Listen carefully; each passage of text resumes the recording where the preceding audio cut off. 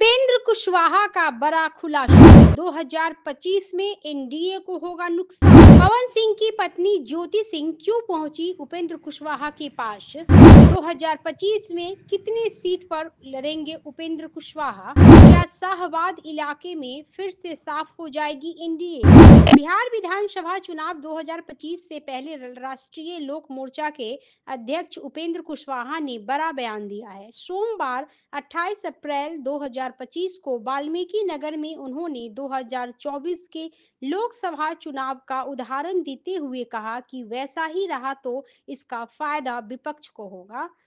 NDA को नुकसान होगा। राष्ट्रीय लोक मोर्चा के 3 दिवसीय राजनीतिक मंथन शिविर के अंतिम दिन कुशवाहा प्रेस को संबोधित कर रहे थे। लोकसभा चुनाव के नतीजे का जिक्र करते हुए उपेंद्र कुशवाहा ने कहा, एनडीए का प्रदर्शन सभी क्षेत्रों में बढ़िया था, लेकिन शाहाबाद का इलाका, मगध का इलाका, जहां अंतिम फेज में चुनाव हुआ, वहां एनडीए के पक्ष में परिणाम नहीं आया। उसके पीछे का कारण विपक्ष नहीं था।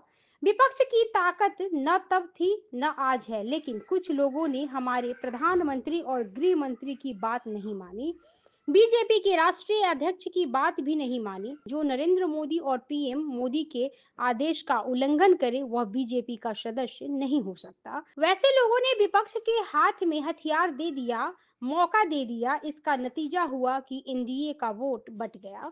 उपेंद्र कुशवाहा ने कहा कि बिहार में नीतीश कुमार के नेतृत्व में एनडीए की सरकार बनेगी, यह तय है।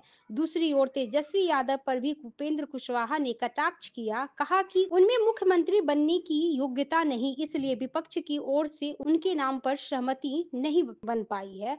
काराकाट से पवन सिंह की पत्नी ज्योति सिंह ने चुनाव लड़ने के सवाल पर उन्होंने कहा, मेरे पास टिकट के लिए आई थी और पार्टियों में भी ज्योति सिंह टिकट के लिए घूम रही है। उपेंद्र कुशवाहा की पार्टी कितनी सीटों पर 2025 में लड़ेगी या उनकी मांग क्या है, इस पर जवाब में कहा कि सीटों पर जहां बोलना होगा वहां बोलेंगे, यह जगह उचित नहीं है।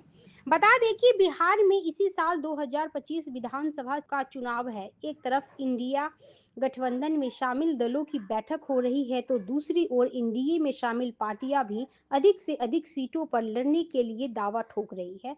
केंद्रीय मंत्री जीतन राम मांझी ने पिछले महीने मार्च में ही एक कार्यक्रम में कहा था कि उनकी पार्टी को एनडीए में कम से कम 40 सीट मिलनी चाहिए। वे गया के शेरघाटी में गरीब चेतना सम्मेलन को संबोधित कर रहे थे। उन्होंने शेरघाटी सीट पर भी दावा ठोका था। खैर, देखना होगा कि मांझी को कितनी सीटें एनडीए की तरफ से मिलती है।